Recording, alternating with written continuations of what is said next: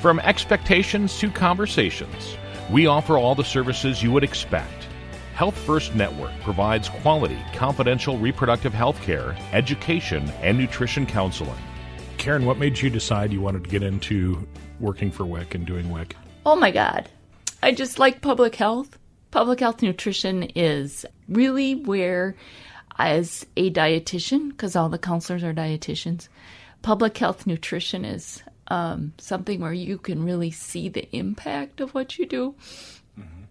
Didn't even realize I was that emotional about this. No, that's cool. One of the cool things about the WIC program is that you get to see kids grow and develop over the course of time. As a dietitian in the hospital or clinic settings, you see people one or two times and you don't get to develop that relationship with the families like we do here. WIC stands for Women, Infants, and Children. And WIC is a supplemental food and nutrition program for pregnant moms, new moms, and young children, where families meet certain qualifying criteria to be eligible for the program. Once they're determined to be eligible, besides getting a lot of nutrition education and support, we provide supplemental food, healthy supplemental foods like juice, cereal, eggs, peanut butter, milk, an assortment of things, and a lot of nutrition education and breastfeeding support, as well as referrals and information about other resources within the community that might benefit that family. I know the education side of it is pretty amazing. I don't usually share this, but when my twins were born, we participated in WIC. We were able to live and stay in our house and, because, we had twins, and having twins on top of two other children, it was a big expense. And to have WIC there to help out was a godsend. It was life-saving. Your example is exactly the kind of family that we really, really want to try to help. The difference between WIC and some of the other supplemental programs like Food Share is that our income cutoff goes quite a bit higher than the other programs that are out there. And so we're really designed to help those struggling young families where you're working, but maybe childcare expenses has exceeded what it's worth. And so you choose to have one parent stay home. Well, then how do you get groceries and how do you pay your bills? And the benefit that the families receive per person, it's roughly right around $70 for a child or a woman that they receive if you were to purchase all the foods that you're able to. For babies that are getting formula, that's over $100 a month per child. It's a supplemental program, but it adds up. And if we can help families get their basics, then their resources can go to pay for other bills like diapers or gas in the car or electric bills or things like that don't go away just because one parent decided to stay home. Karen, what kind of items does WIC provide to a family? Good question. If you're a pregnant woman, let's use that as an example, you would receive a quantity of food per month, or you would be able to purchase that in the grocery store. You would get 5.5 gallons of milk, a dozen eggs, 3 containers of juice, a jar of peanut butter, a pound of dried beans, or 4 cans of the dried beans that are cooked, a loaf of bread, 36 ounces of cereal. Now we can also provide, for people that want, we can substitute out and we can provide some yogurt in place of some of the milk, and cheese is another choice. If you're a child, you get the same types of foods, only a little different quantities. Babies are able to get those that are not breastfed or those that are getting supplemental formula. So say a mom is breastfeeding, but she works out and isn't able to save enough of her milk that her baby is able to get enough to eat, then we can be flexible and we provide some formula while the mom still gets some benefits. After the baby turns 6 months,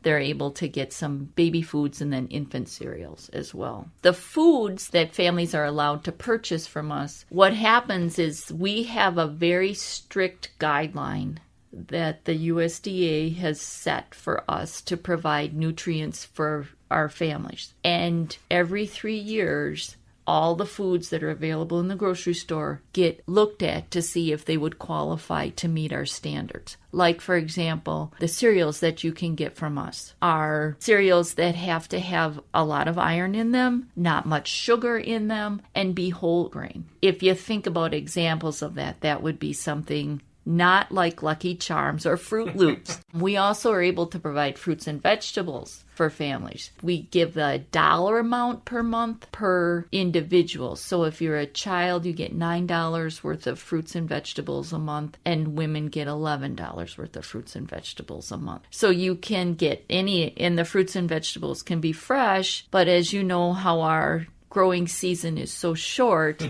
in the middle of winter, you may not want to buy all fresh because they just don't taste so good then. But so you can get fresh, frozen, or canned plain fruits and vegetables with your WIC benefit. And that's on the standard WIC.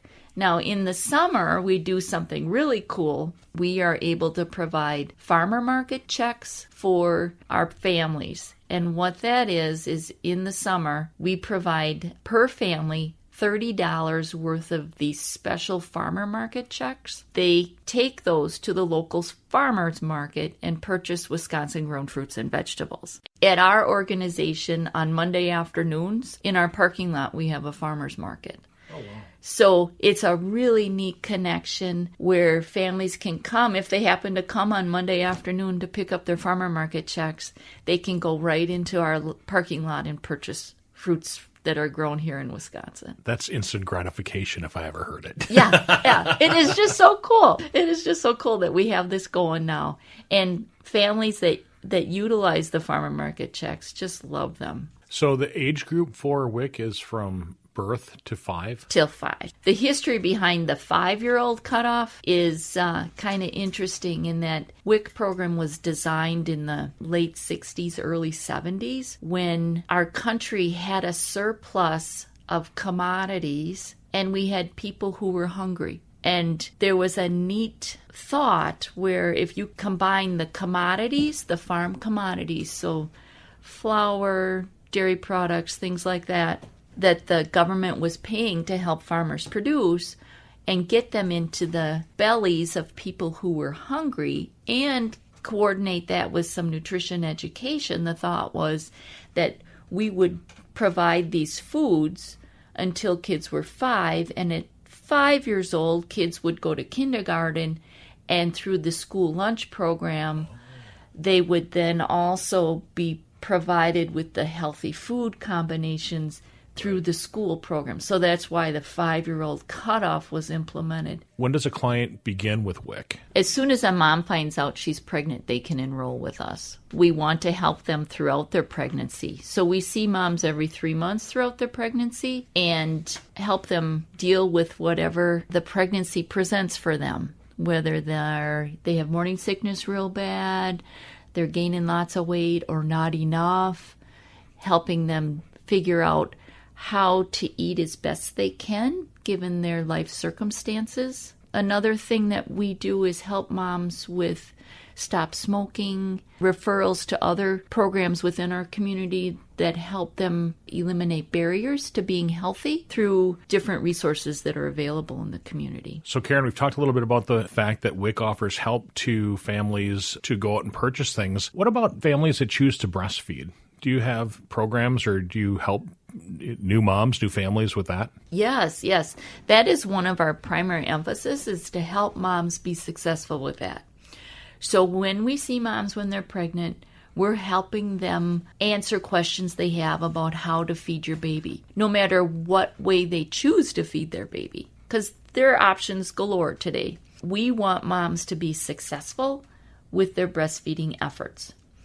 And so all of the counselors have extra training in breastfeeding support. We continually go for extra trainings to help us be better at that, because we want moms to be successful at breastfeeding. For more information, visit www.HealthFirstNetwork.org or find us on social media at HealthFirst Network, Inc.